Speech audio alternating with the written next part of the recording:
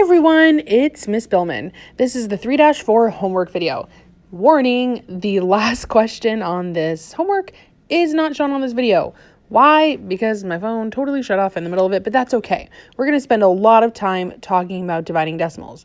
Now, quick plug for my website. If you go to my website, I have videos, or even on my YouTube page, I have videos specifically that are just examples of multiplying and dividing decimals. I strongly suggest them.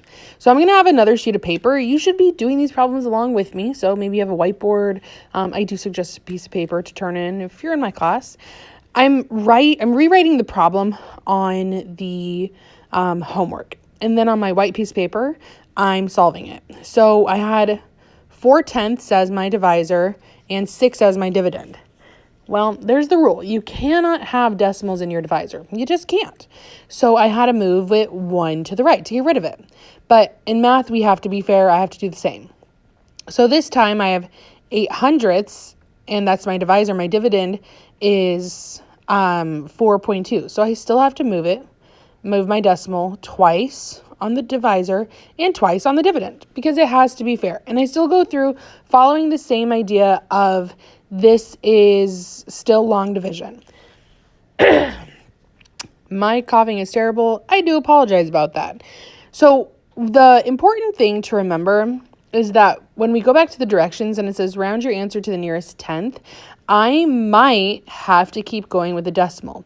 But we had talked about it in class that if we had 6.0, that's going to be the same amount as 6.00000, an infinite amount of zeros. So I could keep pulling down these zeros to divide with. In this case, I got 52.5 for the answer. So let's look at number 3. I have 40 divided by 2.4. Now my 2.4 is my divisor.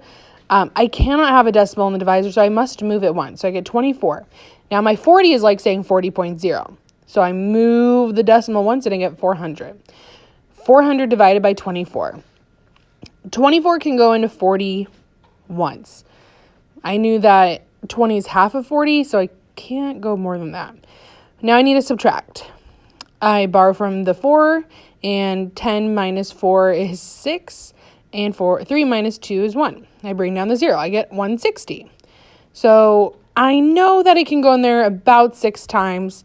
6 multiplied by 4 is 24, carry the 2, and I get 14. Now I need to subtract. There's 15, 6. See, now I'm noticing a pattern. I'm going to put the decimal, and I put it right above. I bring down the 0, and I get 160.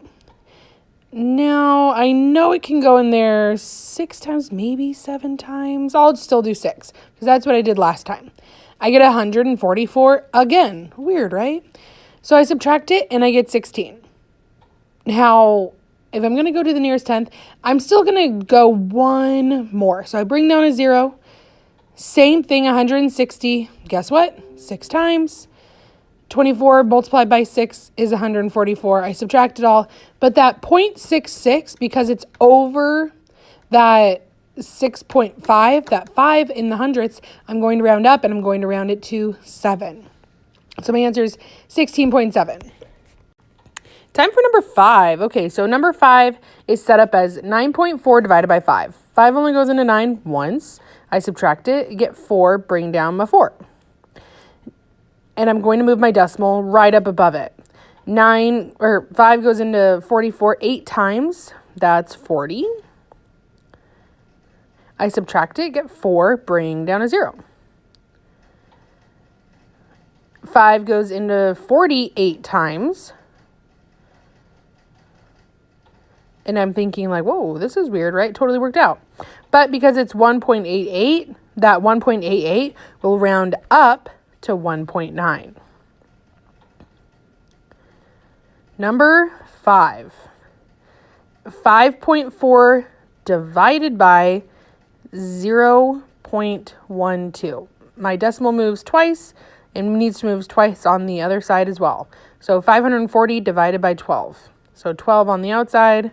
Have my little house, have 540. 12 can go into 54 4 times. That ends up being 48, and it's time for me to subtract. 14 minus 8 is 6. I bring down my 0. 12 goes into 60 5 times. And that's 60, right? So I could write this as 45. I could write this as 45.0. I could write it as 45 and an infinite amount of zeros. It's still only going to be 45. I moved that decimal twice, so I need to move it on the other side 2 times as well. Boom, boom. How many times can 55 go into 1,300? So I set it up on my separate piece of paper just to have some room to work. And it's okay if I'm going back and I'm trying numbers and I'm erasing them. I'm trying it and thinking, oh, you know what? That one really didn't work. I need to try another one. That's okay to do. So 55 can go into 132 times. That equals 110. Now I have 20 left over when I subtract, bring down a 0. 55 can go into 200 3 times. And I get 165. So again, I subtract, go through everything like I normally do, and I get an answer of 35. Now I bring down a 0. That's a decimal. 55 can go into 350. Well, I know it did 165 with 3. I could try 6. That seems like a safe number. 6 multiplied by 5 plus 3 is 30. Okay, turned out pretty good. So I subtract it, get a 0, bring it down. 55 goes into 200 3 times. I get 165. And it would be this pattern, right? I'm still going. But because it's the 23.63, that 63 is going to round down. It's not going to round up. It's below 5, so it rounds down to 23.6.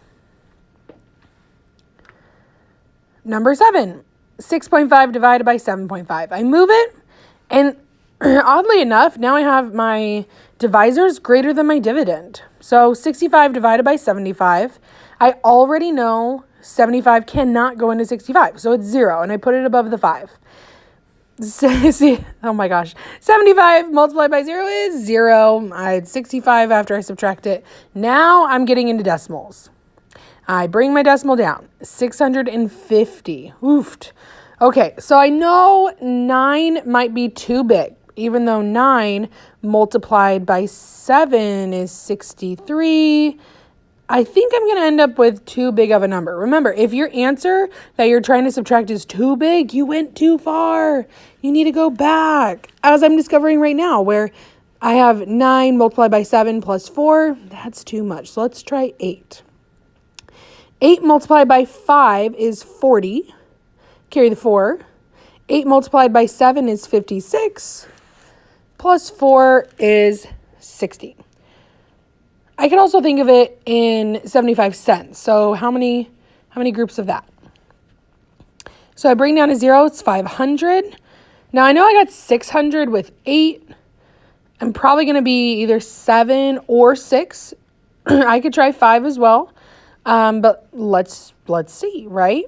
So 7 multiplied by 5 is 35. And I add what's left over. And I get a number that's too small. It's kind of like Goldilocks, right? Where she was like, oh, this is too big. This is too small. This is just right. Sometimes division feels that way as well. So 6 multiplied by 5 is 30. Carry the 3.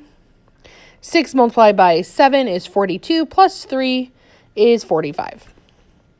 So 500 minus 450, well, I already know that's going to be dun, dun, dun, dun. And you notice I over borrowed because I was trying to go so fast. So I get 50 that's left over. But if I'm looking at my decimal, that 0.86 rounds up to 0.9. If it's 5 or above, it rounds up to that next number. If it's 0, 1, 2, 3, 4, it goes down. In this case. So 0.24 8 divided by 0.24. Now that 8 now becomes 800, and that 0.24 becomes 24. So I know 24 can go into 83 times because it's about 25, and that would be about 75. And I'm starting to notice a pattern. Every time I subtract anything, it's 8, decimal point, bring down to 0, 80.